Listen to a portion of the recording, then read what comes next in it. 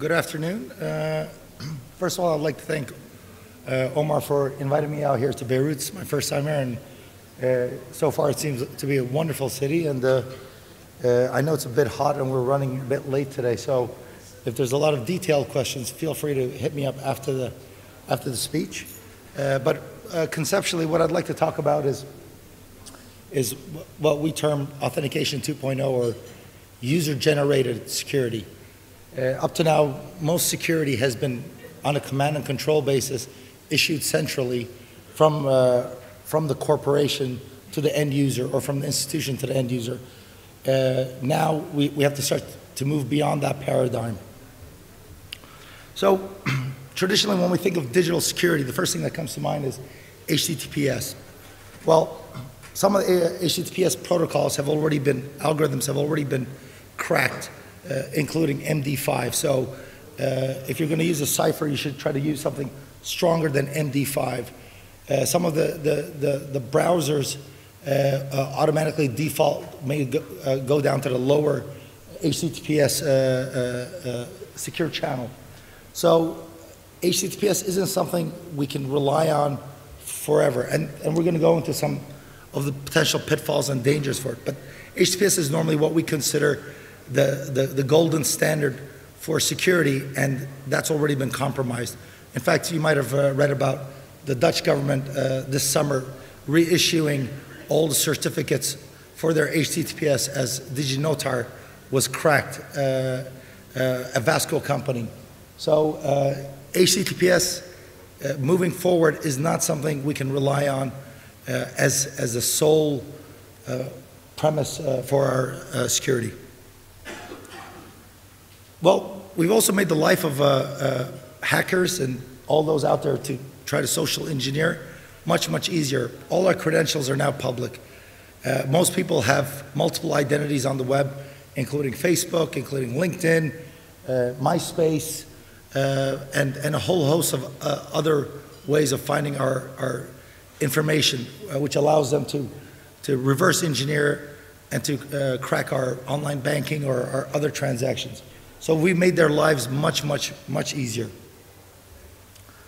Then there's new emerging dangers. So, phishing attacks were very common last couple of years, and it's relatively simple to thwart those by introducing simpler forms of authentication like one-time passwords. But we've now started to see more sophisticated man-in-the-middle type attacks. They've started to emerge. In fact, we've also started to see them emerge on the phone as well. So an example of that is Zitmo, is Zeus in the mobile. There's been a number of Zitmo attacks on BlackBerry, on Android phones, on Symbian phones now for a while.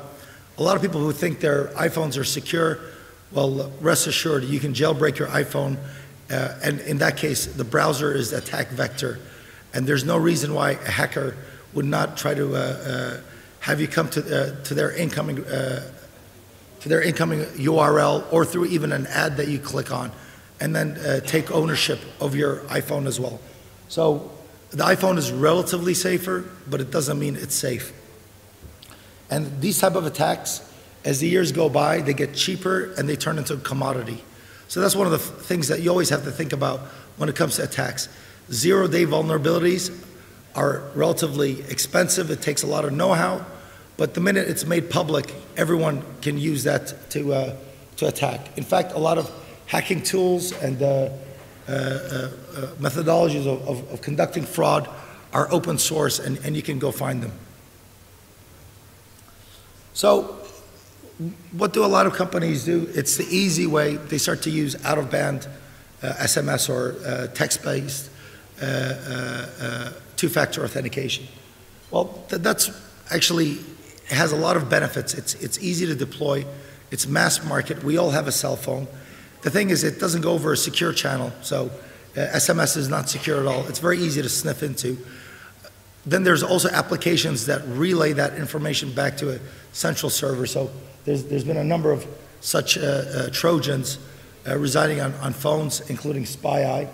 So it's still better than static username password, but going forward, it will not be enough. Then companies have instituted VPNs, and they think they can secure everything through VPNs. In fact, VPNs are still the lowest common denominator of a VPN access through the VPN client is, once again, static username, password. And over 60% of VPN attacks through VPNs are a result of static username, password. So even when you have a VPN deployment or a type of secure tunneling deployment, you still have to institute dynamic passwords to eliminate the possibilities of static username and password. So what's the solution to most of this? Well, we have to start thinking out of band, and we have to start thinking of a separate channel. So currently, HTTPS and most forms of such security are all going through the single channel. So I log on through my browser, I open up a session, I enter all my credentials, my passwords, and I enter in the system. Then they may ask me for a PIN, or I get a text message, but it's all going through this same channel. There's a handshake. Once that handshake's validated, I log in. The thing is, all of the security is relying on the premise of a single channel. So one of the ways we can get around that limiting factor is to start thinking of how can we do out-of-channel, separate channel authentication. And the best way of instituting that would be bringing in an offline mechanism. So you have your online handshake through HTTPS, but then you invoke an offline authentication through challenge response methodology. So you can institute challenge response for login purposes. You can embed such applications in your mobile applications that require stronger security. Examples of this would be mobile banking or M-government type applications where user credentials have a value, or anything that requires you to access things that have a important IP value. So you can institute it there. You can also institute it out of band on the devices that people carry, which are their cell phones. So you can have your security token residing on their cell phones, including iPhones, Androids, Blackberries, Java Mi's, and all the different forms. There's a number of different ways of instituting challenge response when it comes to logins, and this is all based on the institution's ability to integrate it and to educate its own users or the mass market. In the mobile application scenario, it's actually, usability is much easier because you can have it run offline in the background seamlessly. You can also invoke challenge response when it comes to transaction verification. So not only do I identify and authenticate who the user is, but I also give them a challenge on the amount of money that they're wiring and to who that they're wiring and the timestamp of it. So even if my computer is hacked, there's a Trojan there, or my browser is compromised, it's poisoned, or my phone has been taken over and owned by the hackers, they cannot alter the actual transaction itself because the response code I produce is dependent on the challenge that I get from the banking side or from the server side. This can be also integrated to different environments other than online and mobile banking. It can be integrated into environments where they have access to mission critical information such as an ERP system or a CRM system where one of the inside employees can go rogue and try to steal or erase a number of information in the company's database. So it's not just for online banking or mobile banking, but it also has many other use cases, and it can also prevent insider manned jobs. So that's another threat that a lot of companies will have to start dealing with. So when we think of security in the mobile space and the online space, we have to start moving away from the previous paradigm, which was HTTPS, which has been some of the algorithms which have been compromised, and then the certificates where they've been compromised as well, and we have to start moving beyond that. So if you are planning on deploying such applications in the near to medium term, you should start thinking of stronger security, especially from a separate channel. The other important thing is when it comes to stronger security and what we call authentication 2.0, the user-generated component of it is you've actually outsourced the second method of stronger security to the end user So they're actively involved in it. They're a stakeholder in that process. So in HTTPS, most people do not even check to see if that key in the top left corner of your browser, if it's valid or not, if that certificate is correct or not. In this case, they're actively involved in generating the other form of security. So you've outsourced it to your end user, you've made them a part of that whole process. And we think fundamentally that's probably one of the most important things. So there's this whole emerging new concept of, especially in the corporate world, of BYOD, bring your own device to work. So we're calling this is bring your own security or bring your own token. And it's a way of empowering the end user, but also making them understand why the institutions need stronger security. So they don't look at it with the traditional resistance that they've had. In fact, username passwords were cumbersome to a lot of people 15 years ago. A lot of people today suffer from multiple username password fatigue. They have different ones for their social networks, for their web-based mail, for their online banking. The banks are forcing them to change their passwords every 6 weeks, their static passwords every 6 weeks. In this case, you're employing the end user in being a part of that process. And we think that's fundamentally the most important paradigm shift in the space of security for transactions in the mobile and online space. Any questions?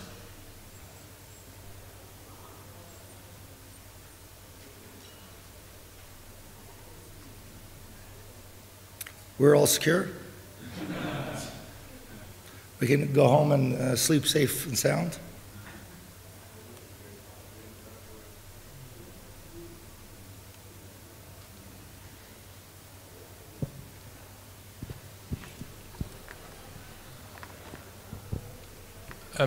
What do you have to say about mobile payment, and does it slow down the process of payment for e-commerce websites?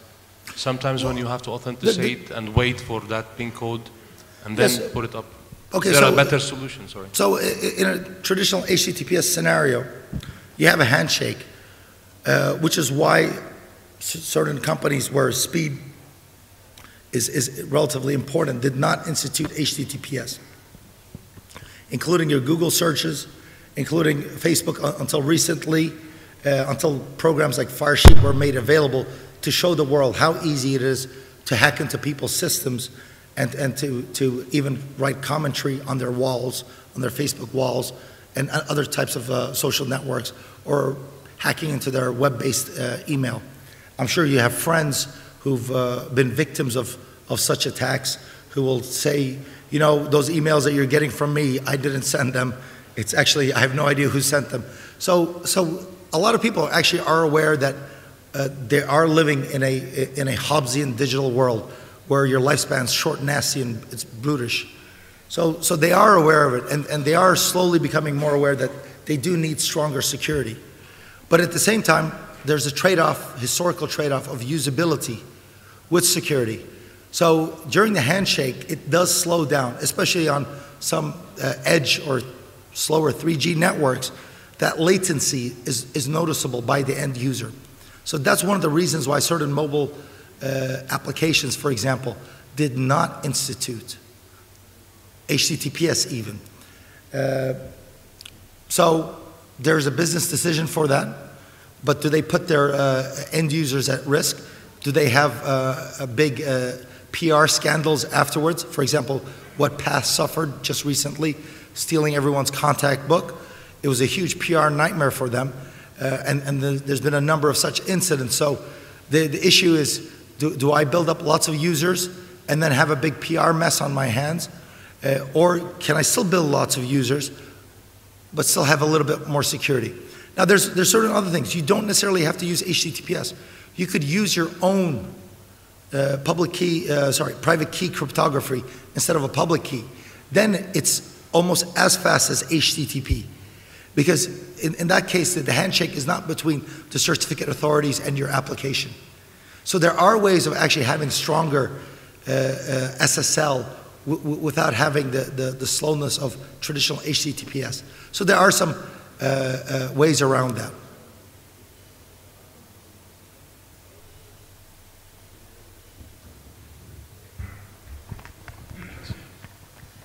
You're suggesting an out-of-band authentication. Can you give us an example? Do you mean something like the RSA tokens? Yeah, for example, the RSA tokens. So the RSA tokens famously got compromised. One of the reasons is first of all, it's not software-based. It's hardware-based approach. Second thing, it was time-based. Time is a public value. So if you do manage to access the seeds, you've compromised everything, because all you have to do is look at your watch. If you know the algorithm and the seeding, you can calculate the dynamic password. So first thing is avoid time-based. It's not worth, just in case of a compromise. Second thing, it wasn't a software-based approach. In a software-based approach, you can have it so that you don't keep a repository of all the seeds. In a hardware-based approach, you have to do that, because the customer will then ask for more and more tokens. So one of the things about stronger security is a hardware one, it may seem counterintuitive to people, is actually much less secure, because you have to have a database where those seeds are kept. In a software-based approach, you don't. In fact, the solution you provide to your customer, they can change that seed dynamically, periodically, every 6 months or every 5 months. So it's a software versus hardware-based approach when it comes to security tokens and stronger security. And also RSA's algorithm is rather outdated, so you can go look online for an RSA calculator, and it's all out there. So would I have to develop my own challenge response protocol, or? Well, there's a number of solutions out there, including ours. There's hardware-based challenge response, there's software-based. We believe in the software-based approach. You can change your keys, you can change the seeding. All of those components are dynamic. That's the way we built it. But the thing is, we built it later on. It's the old thing is, are you afraid to cannibalize your own existing sales? And that was RSA's problem, was they were too successful. They were so successful that they felt that it would threaten their existing bottom line, their whole profit center. And the old saying, if it ain't broke, don't fix it. But in the world of security, you always have to think 5 years down the road. You have to worry about the threats that are potentially going to emerge before they become mass market even. Because it's always a race to the bottom. It's a nuclear arms race. And eventually, they will all become commodities. So that's it's a mindset. Okay. Thank you. Thank you. Thank you. Thank you very much, Omar. Thank you.